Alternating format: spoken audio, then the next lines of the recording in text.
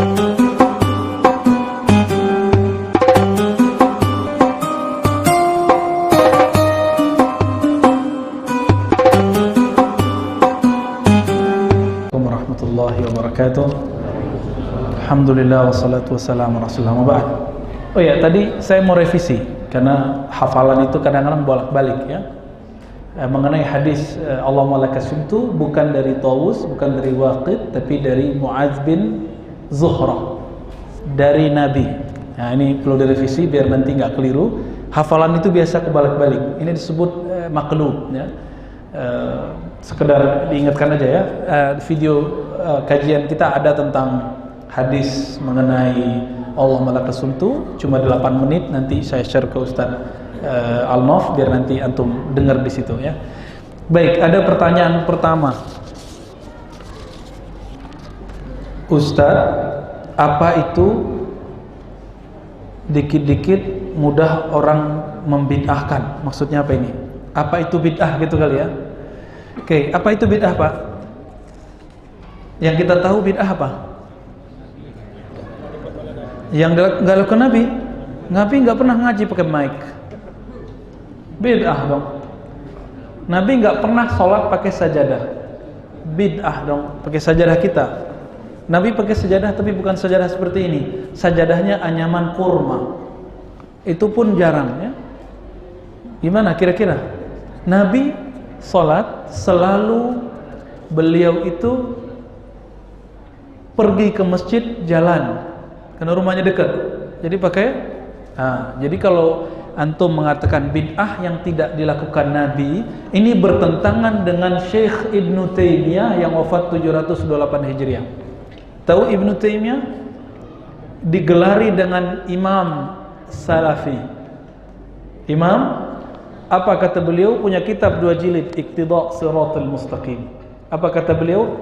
Al-bid'ah itu adalah ma lam yadulla alaihi dalilun syar'i, yang tidak ada dalil syaraknya, bukan yang tidak dilakukan Nabi. Kenapa? Kalau bid'ah yang tidak dilakukan Nabi, maka Umar, Ubay dan semua sahabat Nabi yang sholat tarawih berjamaah ahli bid'ah semua. Kenapa? Ubay bin Ka'ab memimpin sholat, disuruh oleh Umar sholat tarawih 20 rakaat. Sedangkan Syekh Albani mengatakan sholat tarawih lebih dari 11 rakaat bid'ah. Kullu bid'atin dhalalah. Setiap bid'ah itu sesat. Setiap sesat finnar. Finnar dong, masuk neraka dong Ubay. Berarti bukan bukan sahabatnya yang salah, pemahaman bid'ah kita yang bermasalah. Imam Ibnu Taimiyah enggak ngomong gitu kok. Padahal Imam Salafi. Pak. Ya. Jadi, apa itu bid'ah? Yang tidak ada dalil syaraknya. Dalil syarak ada berapa Bapak Ibu? Ikhwan akhwat fillah, ada berapa dalil syarak? Yang disepakati 4, tolong dihafalkan. Al-Quran, sunnah, bukan hadis. Kalau hadis hidung Nabi masuk di situ. Hidung Nabi mancung atau pesek? Berarti memancungkan hidung sunnah dong. Nggak masuk ya. Jadi sunnah bukan hadis. Ini beda sunnah dengan sunnah itu yang jadi dalil. Kalau hadis belum tentu jadi dalil. Quran, sunnah, ijma'. Apa arti ijma'? Kesepakatan sahabat, walaupun Nabi tidak bahas, Nabi tidak lakukan. Yang keempat, qiyas. Orang sini zakat fitrah pakai beras, pakai kurma, apa pakai duit? Atau di dompet duafa pakai gesek? Pakai apa? Nabi pernahkah berzakat fitrah pakai duit? Nabi pernahkah zakat fitrah pakai beras? Gak ada. Orang sekarang lebih senang dikasih duit apa beras? Allahumma sholli ala Muhammad. Berarti yang dimaksud zakat fitrah itu zakat yang dibutuhkan orang hari Idul Fitri. Apa yang dibutuhkan orang? Duit sekarang. Maka zakat fitrah kami katakan lebih afdal pakai fulus hari ini, bukan pakai beras. Karena Nabi nggak pernah zakat fitrah pakai beras.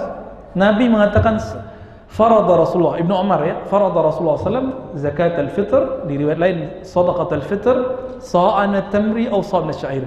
Nabi mewajibkan zakat fitrah 1 sa' tamar kurma atau 1 sa' syair gandum.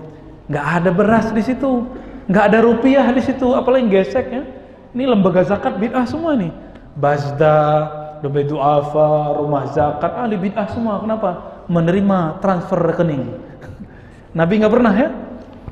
Nah, ini Pak, Imam Abu Hanifah dianggap sesat di zamannya karena mengatakan boleh zakat menggunakan senilai dengan kurma. Dianggap najis oleh Imam Muhammad bin Zaid. Sama-sama imam, tapi mereka saling ejek karena info yang mereka terima salah. Kalau mereka tahu Abu Hanifah, mereka nggak akan bilang gitu. Di saat Abu Hanifah wafat, apa kata Muhammad bin Zaid? Taharatil ardu najasataha, bumi telah mensucikan najisnya. Ini sudah pernah kita bahas di tempat lainnya.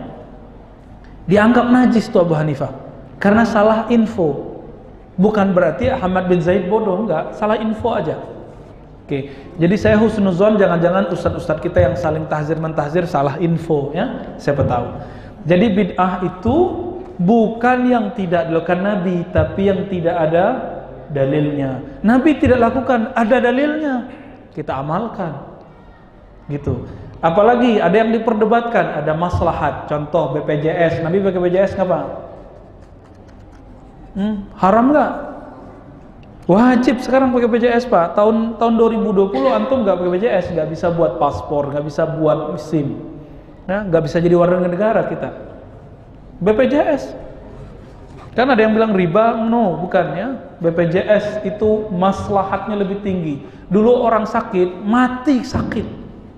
Sekarang orang sakit, masuk rumah sakit cuma bayar dikit ya, yang nggak ditanggung oleh BPJS Kesehatan. Nah, maka BPJS masuk ke maslahat. Ini bukan lagi kampanye Pak ya. Bukan kampanye BPJS, saya bukan. Ini contoh aja. Nah, contohnya apa lagi? Nabi sahabat sekolah nggak? Nyantri nggak? Enggak ya. Terus kita masukin anak kita ke tahfiz segala macam. Kan sahabat gak pernah sekolah. Masuk kemana itu? Ke bab maslahat. Ke bab apa? Maslahat. Oke. Jadi bid'ah itu gak mesti yang tidak lakukan Nabi. Yang benar bid'ah yang tidak ada dalilnya. Ada lagi contohnya. Contohnya apa ya? Kalau kita hari raya, kita salam-salaman, minta maaf, lalu silaturahmi, itu masuk ke mana? Urf. Uruf itu bahasa lainnya adat. Mudik. Orang Pekanbaru mudiknya macam-macam ya. Ke Medan, ke Padang, ke Jambi, ada yang asli sini. Ada yang udah gak mau pulang-pulang ya. Silaturahmi saat Ramadan, saat akhir Ramadan atau mudik, itu tidak bid'ah. Itu masuk ke urf. Gitu ya. Oke, ini contoh cepatnya aja. Apa dalil nambah Sayyidina dalam tahiyatul namanya ya, dalam tasyahud? Dalilnya tidak eksplisit, dalilnya implisit. Jadi dalil itu ada yang langsung, ada yang tidak langsung. Dalil yang tidak langsung itu ada di Sahih Bukhari, yaitu ana sayyidu waladi Adam wala fakhar. Nabi bersabda, aku adalah sayyid, junjungan keturunan Adam tanpa sombong. Makanya ketika ada sahabat masuk, ada namanya Sa'ad bin Mu'az, Nabi mengatakan kumu li sayyidikum, bangunlah kamu menghormati sayyidmu. Lalu Nabi mengatakan kepada Hasan dan Husain, Hasan dan Husain adalah sayyida syababi jannah, adalah sayyidnya orang-orang pemuda di surga. Jangan khawatir Pak, yang sudah beruban, tua, sekarang keriput kena gravitasi bumi, itu nanti jadi muda semua. Dan siapa sayyidnya? Sayyidnya adalah Hasan dan Husain. Ini bukan hadis Syiah, ini hadis Ahlus Sunnah, hadisnya sahih.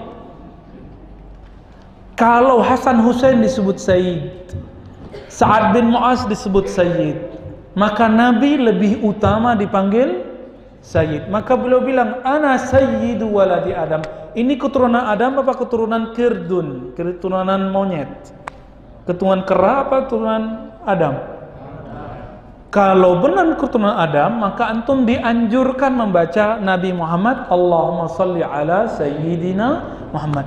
Sampai datang Imam Sakhawi dari mazhab Syafi'i, murid Ibnu Hajar, teman Imam Suyuti, kemudian diteruskan oleh Syekh Albani dan teman-teman Syekh Albani, Syekh bin Baz, Utsaimin, yang mengatakan di dalam sholat bid'ah pakai sayyid. Tapi kami diajarkan dulu rumus oleh guru kami Syekh Hasan Hitu.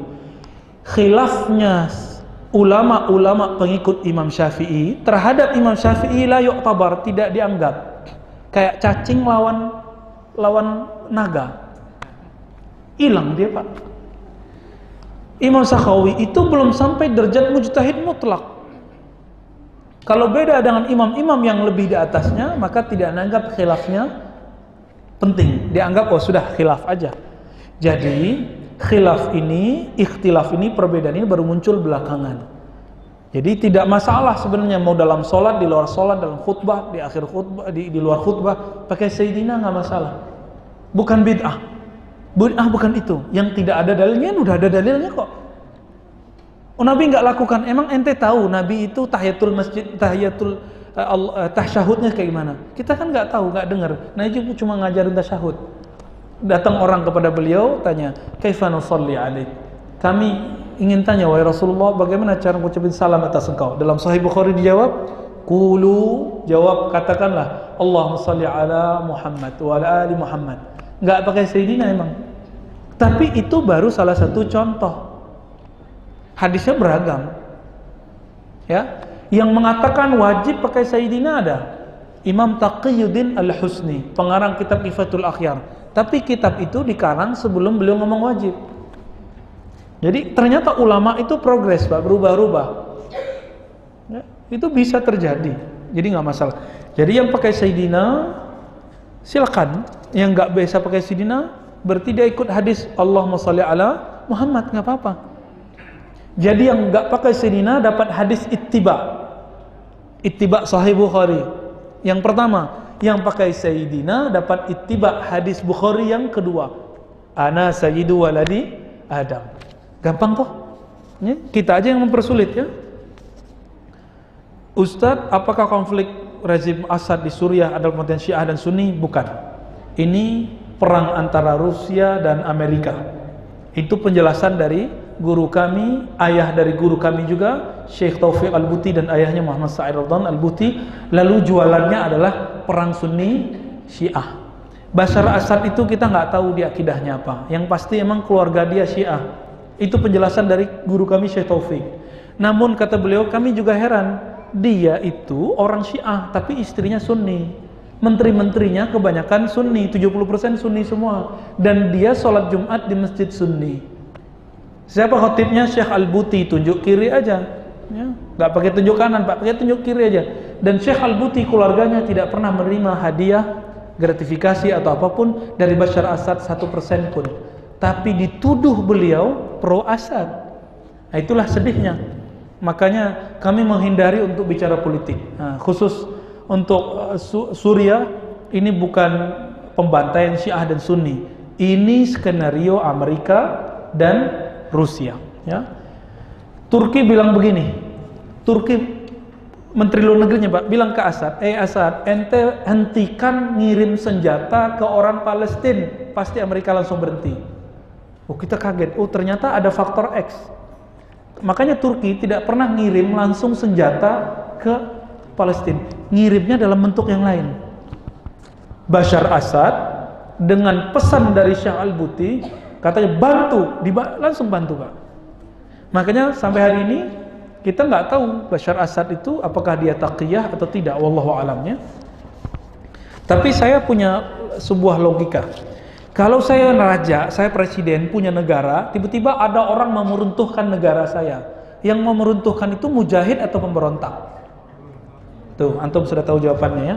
Itu yang buat skenario-nya Amerika. Makanya para pejuang-pejuang ini ada yang jihad beneran, ada yang berontak.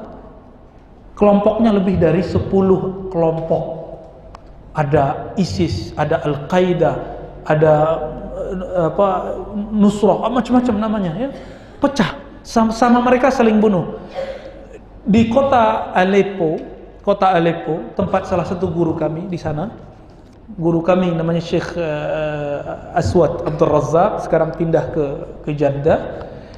Beliau itu punya kampung namanya kota Aleppo, ada PDAM untuk makan minum orang dari situ. Kemudian ada PLN, Pak. Gardu gedenya itu dibom oleh ISIS sambil takbir. Allahu Akbar, ngebom. Yang nggak makan siapa? Masyarakat sipil atau Asad? Asad di Damaskus, Pak. Kenapa yang diserang orang Aleppo? Maka saya mempertanyakan, jangan-jangan antum nggak jihad gitu? Karena jihad nggak mungkin menyengsarakan orang sipil. Nggak mungkin, dalam Islam tidak boleh menyengsarakan orang sipil. Nggak boleh bunuh anak kecil, nggak boleh bunuh orang tua, nggak boleh bunuh perempuan. Ini 3 bulan orang Aleppo tidak dapat cahaya listrik, tidak bisa masak, tidak punya air bersih. Antum bisa bayangkan, itu jihad atau berontak? Jihad apa jahat? Ya, jahat itu. Jadi kalau dapat berita jangan langsung ditelan ya. Tanya dulu. Tanya dulu. Dan mohon maaf, senior kita Ustadz Abdul Somad pernah dikritik oleh teman-teman kami tamatan Suriah. Karena ternyata info yang sampai ke Ustadz Abdul Somad dari salah satu gurunya beda gitu.